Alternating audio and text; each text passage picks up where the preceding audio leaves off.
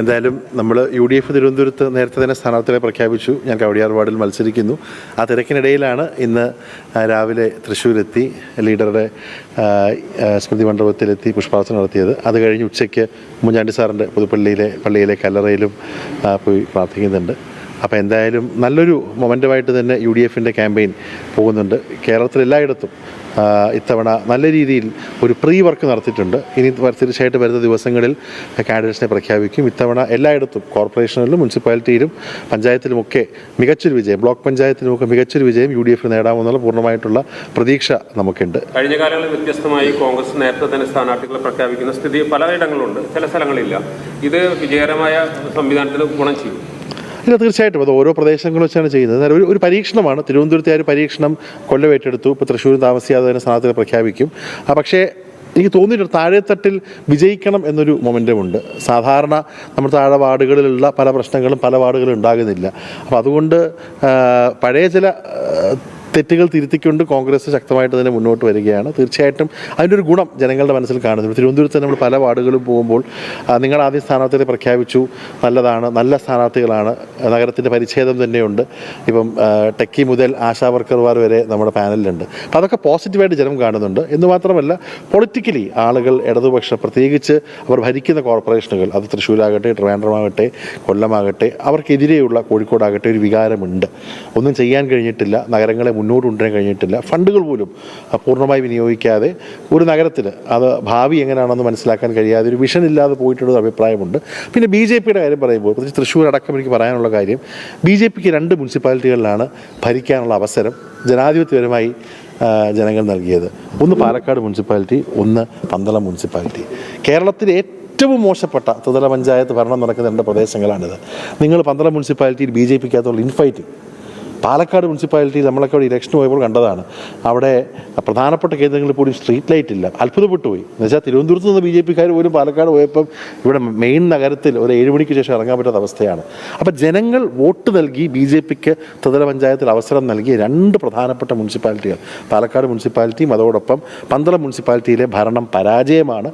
അതുകൊണ്ട് BJP എന്നുള്ള പരീക്ഷണം ഈ ജനാധിപത്യ പ്രക്രിയയിൽ അവർ കേരളത്തിൽ ഇഫക്റ്റീവ് അല്ലാന്ന് അവരുടെ പൈലറ്റ് കൊടുക്കാൻ തീരുമാനിച്ചു. അപ്പോൾ കോൺഗ്രസ് ആണ്, UDF ആണ് ഒരു വയബിൾ ഓൾട്ടർനേറ്റീവ്. നമ്മൾ വികസനവും ഭാവിയിലത്തെ കാര്യങ്ങളും പറഞ്ഞുകൊണ്ട് കൃത്യമായിട്ട് തന്നെ നമ്മൾ വിജയിക്കും. ഈ ശബരിനാഥ പരീക്ഷണം മറ്റ് പല സ്ഥലങ്ങളിൽ കണ്ടില്ല. ഇല്ല, നടക്കും. പലയിടത്തും ഞാൻ പറഞ്ഞല്ലോ. അപ്പോൾ ശബരിനാഥ പരീക്ഷണം എന്ന് പറഞ്ഞത് മുൻ MLA-മാർ മത്സരിക്കുക എന്നുള്ള പരീക്ഷണം മറ്റ് പല സ്ഥലങ്ങളിൽ നടത്താവുന്നതായിരുന്നു. അല്ല, ഞാനെന്നൊരു വ്യക്തിയല്ല പ്രശ്നം. ഇപ്പം ഞാനിപ്പോൾ ജനാധിപത്യ പ്രക്രിയയുടെ ഭാഗമായി പാർലമെൻറ്റേറിയനായിരുന്ന ഒരാളാണ്. അതുപോലെ തന്നെ ഞാൻ പാർട്ടിയിലും പൊസിഷനുള്ള ഒരാളാണ്. അപ്പോൾ എന്നെ ഒരു മാധ്യമമായി ഉപയോഗിച്ചുകൊണ്ട് അപ്പോൾ ഞാൻ വരുമ്പം നിങ്ങളൊക്കെ വരുന്നുണ്ട്. അപ്പോൾ അതിലൂടെ പാർട്ടിയുടെ നയങ്ങളും തിരുവനന്തപുരത്തെ കാര്യങ്ങളും പറയാൻ കഴിയുന്നുണ്ട്. അപ്പം അതുപോലെ പലയിടത്തും പലതരത്തിലുള്ള മിടുക്കരായിട്ടുള്ള ആളുകൾ, ഒരു വ്യക്തി മാത്രമല്ല, അല്ലെങ്കിൽ MLA-യോ മുൻ MLA-യോ ഒരു KPC ജനറൽ സെക്രട്ടറി മാത്രമല്ല പാർട്ടി, താഴെ തട്ടിലുള്ള പ്രവർത്തകർ മുതൽ നേതാക്കൾ വരെ അതിൻ്റെ ഒരു നല്ലൊരു മിക്സ്. ആ മിക്സാണ് ഞാൻ പറയുന്നത്. തിരുവനന്തപുരത്ത് ഇപ്പം ഞാൻ മാത്രമല്ല, മിക്സ് നല്ലതാണ്. അത്ര നല്ല മിക്സുള്ള നഗരങ്ങളുടെയും ഗ്രാമങ്ങളുടെയും പരിച്ഛേദമായിട്ടുള്ള ഒരു കാൻഡിഡേറ്റ് പ്രഖ്യാപനമായിട്ട് UDF വരും ദിവസങ്ങളിൽ വരും. ഈ BJP വളരെ ശക്തമായി തിരുവനന്തപുരം തൃശ്ശൂരും അതിശക്തമായ രീതിയിൽ മുന്നോട്ട് പോകുന്നത് ഏത് രീതിയിൽ പ്രതിരോധിക്കുന്നു? ഇല്ല, അത് ഞാൻ പറഞ്ഞില്ലേ, BJP ഭരിച്ച 2 സ്ഥലങ്ങൾ ഞാൻ വീണ്ടും പറയുന്നു. പാലക്കാട് മുനിസിപ്പാലിറ്റിയിൽ കൊടുത്ത പല അവസരങ്ങളും കഴിഞ്ഞ തവണ പ്രത്യേക സാഹചര്യത്തിൽ ലഭിച്ച പന്തളം മുനിസിപ്പാലിറ്റിയുടെ ഭരണം പരാജയമാണെന്ന് BJPയിലെ ആളുകൾ തന്നെ പറയുകയാണ്. പഞ്ചവടിപ്പാലം മോഡലിലായിരുന്നു പന്തളം മുനിസിപ്പാലിറ്റിയിലെ പല കാര്യങ്ങളും നടന്നത്. അതുകൊണ്ട് ആ പരീക്ഷണം അവരുടെ പരാജയപ്പെട്ടിരിക്കുകയാണ്. പിന്നെ അവർക്ക് വലിയൊരു മസിൽ പവറും മണി പവറുമായി BJP മുന്നോട്ട് പോകുന്നു. നമ്മൾ പക്ഷേ തിരുവനന്തപുരം കോർപ്പറേഷനിൽ കോൺഗ്രസ് തന്നെ UDF തന്നെ ഒന്നാമത് വരും. ഈ തിരുവനന്തപുരം കോർപ്പറേഷൻ പ്രധാനമായി ഇപ്പോൾ CPM-ഉം BJP-യായിട്ട് ശക്തമായിരിക്കുന്നത്, കോൺഗ്രസ് താരതമ്യേന പുറകില്ല. അത് മുന്നോട്ട് വരാൻ സാധ്യത എത്രമാത്രമാണ്? ഇല്ല, അതൊരു തെറ്റിദ്ധാരണയാണ്. കഴിഞ്ഞ ഒരു ഇലക്ഷൻ വെച്ച് മാത്രം നിങ്ങൾ അളക്കരുത്. നിങ്ങൾ കഴിഞ്ഞ 3 കോർപ്പറേഷൻ ഇലക്ഷനുകൾ, ലോക്സഭാ ഇലക്ഷൻ, നിയമസഭാ ഇലക്ഷൻ കണക്കുകൾ നോക്കുമ്പോൾ കോൺഗ്രസിന് ഗ്രൗണ്ട് ഉണ്ട്. പറഞ്ഞത് ശരിയാണ്. കഴിഞ്ഞ ഇലക്ഷനിൽ ചില തെറ്റുകളുണ്ടായിരുന്നു. അത് ഞാൻ വീണ്ടും പറയുന്നു, ജനങ്ങൾ നൽകിയ ഒരു മാൻഡേറ്റ് അല്ല. കോൺഗ്രസിനകത്ത് ചില തെറ്റുകളുണ്ടായി.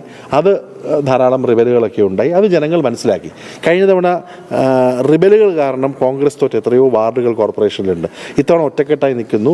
ആ തെറ്റ് തിരുത്തി സാഷ്ടാംഗം മാപ്പ് പറഞ്ഞുകൊണ്ട് ഒരു സിംഗിൾ ഫോഴ്സായിട്ട് കോൺഗ്രസ് UDF വരികയാണ്. 51 സീറ്റിൽ കൂടുതൽ ലഭിച്ചുകൊണ്ട് തിരുവനന്തപുരം കോർപ്പറേഷൻ UDF തന്നെ ഭരിക്കാം. ഇതിപ്പോൾ താങ്കൾ നിയമസഭയിൽ ഇരുന്ന ഒരാളാണ്, അല്ലെങ്കിൽ താങ്കളുടെ മണ്ഡലത്തിൽ പിന്നീട് ഇതുവരെ സജീവമായിരുന്ന ഒരാളാണ്. അങ്ങനെ വരുമ്പോഴാണ് തിരുവനന്തപുരത്തേക്ക് ഒരു മാറ്റം വരുന്നത്, അതും കോർപ്പറേഷൻ്റെ ഭാഗമായിട്ട്. അപ്പോൾ വ്യക്തിപരമായി നോക്കുമ്പോൾ താങ്കളുടെ കരിയറിൽ ഇതൊരു ഉയർച്ചയാണോ താഴ്ചയാണോ? ഞാൻ ആദ്യമേ തന്നെ ഞാനൊരു കരിയറിസ്റ്റ് അല്ല. ഞാൻ വലിയ പൊസിഷനിൽ നിന്നിട്ട് പാർട്ടി, ഞാൻ പറഞ്ഞ പോലെ അന്ന് ഉമ്മൻചാണ്ടി സാറും ശ്രീ രമേശ് ചെന്നിത്തലയും ശ്രീ വി എം സുധീരനും വിളിച്ചപ്പോൾ ഒരു ഫോൺ കോളിൽ ഫ്ലൈറ്റ് മാറി കയറി വന്ന ഒരാളാണ്. എനിക്ക് പാർട്ടി 3 തവണ മത്സരിക്കാൻ അവസരം തന്നു. 2 തവണ ഞാൻ വിജയിച്ചു, 1 തവണ നേരിയ മാർജിന് പരാജയപ്പെട്ടു. എന്നെ യൂത്ത് കോൺഗ്രസ് വൈസ് പ്രസിഡൻ്റാക്കി, KPC ജനറൽ സെക്രട്ടറി ആക്കി. പാർട്ടി പറയുന്ന കാര്യങ്ങൾ ചെയ്യുക എന്നുള്ളതാണ് എൻ്റെ ചുമതല. 2, ഞാൻ തിരുവനന്തപുരത്തെ അത്രയധികം പ്രണയിക്കുന്ന ഒരാളാണ്. ഞാൻ നാട്ടിലേക്ക് എത്തിക്കാനുള്ള കാരണവും ആ നാടിനോടുള്ളൊരു സ്നേഹമാണ്. അപ്പോൾ ഇങ്ങനൊരു അവസരം തരുമ്പോൾ തീർച്ചയായിട്ടും അതിൻ്റെ വലിപ്പചെറുപ്പമല്ല, പാർട്ടി തരുന്ന ഉത്തരവാദിത്വം നാടിന് വേണ്ടി നന്നായിട്ട് ചെയ്യുക എന്നുള്ള ഒരു ഉത്തരവാദിത്വം തന്നെയാണ്. അതുപോലെ തന്നെ അതിലൊരു, ഞാൻ പറഞ്ഞില്ലേ, പോസ്റ്റുകൾ വലിപ്പചെറുപ്പം. ഇപ്പോൾ CPM-ൻ്റെ തന്നെ മുൻ MP ആയിരുന്നു സമ്പത്ത്.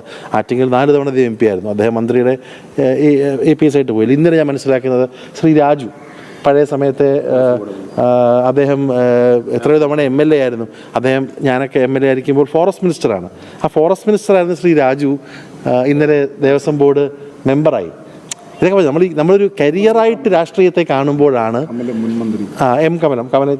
അപ്പോൾ നമ്മളതൊരു കരിയറായിട്ട്, അല്ലെങ്കിൽ ഒരു കോർപ്പറേറ്റ് ജോലിയിൽ നമ്മൾ അതിൻ്റെ പോസ്റ്റ്, ശമ്പളമൊക്കെ മുന്നോട്ടുകായി കാണുമ്പോഴാണ് പ്രശ്നം. ഞാനൊരു കരിയറിസ്റ്റ് അല്ല, ഞാനൊരു പാർട്ടിക്കാരനാണ്, തിരുവനന്തപുരംകാരനാണ്. എന്നെ നയിക്കുന്ന വികാരം പാർട്ടിയും തിരുവനന്തപുരവുമാണ്. ഇപ്പോൾ കോൺഗ്രസ് രാഷ്ട്രീയം കുറേ നാളുകളായി ശ്രദ്ധിക്കുന്ന ആളുകൾക്ക് പലതരത്തിലുള്ള നിരീക്ഷണങ്ങളുണ്ടാകും. അപ്പോൾ അതിൽ നിന്ന് മനസ്സിലാക്കുന്നത് പലപ്പോഴും ഇപ്പോൾ ഈ അടുത്തിടെയായിട്ട് കോൺഗ്രസിൽ ഒരു വിഭാഗം യുവ നേതാക്കളെ മറ്റ് സ്ഥാനങ്ങൾ നൽകി മാറ്റുന്ന ഒരു രീതി ഉണ്ട് എന്നൊരു വിമർശനം, ആരോപണം നിലനിൽക്കുന്നുണ്ട്. പ്രത്യേകിച്ചും പല നേതാക്കൾ പോലും പരസ്യമായി പോലും പ്രകടിപ്പിച്ചിട്ടുമുണ്ട്. അപ്പോൾ അങ്ങനെ വരുമ്പോൾ MLA ആയിരുന്ന ഒരാളെ ഒരു തദ്ദേശ തെരഞ്ഞെടുപ്പിൽ മത്സരിപ്പിക്കുന്നു, അതും തിരുവനന്തപുരം പോലുള്ള കോർപ്പറേഷനിൽ, കോൺഗ്രസിൻ്റെ തിരുവനന്തപുരം പോലുള്ള കോർപ്പറേഷൻ നടപ്പാക്കുന്നു എന്ന് പറയുമ്പോൾ അതിലൊരു എന്തെങ്കിലും ഒരു ഒരിക്കലും അത് നിങ്ങളുടെ അനുമാനമാണ്. ഞാൻ സത്യം പറഞ്ഞത് ഭയങ്കര എക്സൈറ്റഡാണ്. ഈ തീരുമാനം എടുത്തതൊരാൾ ഞാനിവിടെയാണ്. ഞാനടക്കമുള്ള ഒരു കമ്മിറ്റി എടുത്തൊരു തീരുമാനത്തിൻ്റെ ഭാഗമായിട്ടാണ് ഞാൻ മത്സരിക്കുന്നത്. ഞാനടക്കം ഒരു കമ്മിറ്റി എടുത്തൊരു തീരുമാനത്തിൽ ഞാൻ വളരെ എക്സൈറ്റഡായിട്ട് ഒരു ചാലഞ്ച് ഏറ്റെടുക്കുകയാണ്. ഈ പ്രായത്തിൽ ചാലഞ്ച് ഏറ്റെടുത്തതിന് എപ്പോൾ എടുക്കാൻ പറ്റും? ഞാൻ പറഞ്ഞില്ല, ആ ചാലഞ്ചും നാടിനോടുള്ള സ്നേഹവും കറകളഞ്ഞ കോൺഗ്രസ് വികാരവുമാണ് എന്നെ ഈ സ്ഥാനാർത്ഥികൾക്ക് താല്പര്യം. i2i News, an eye for truth. i2i News subscribe ചെയ്തിട്ടില്ലാത്തവർ ഇപ്പോൾ തന്നെ സബ്സ്ക്രൈബ് ചെയ്യുക. നോട്ടിഫിക്കേഷൻ ലഭിക്കുവാൻ ബെൽ ബട്ടണും അമർത്തുക.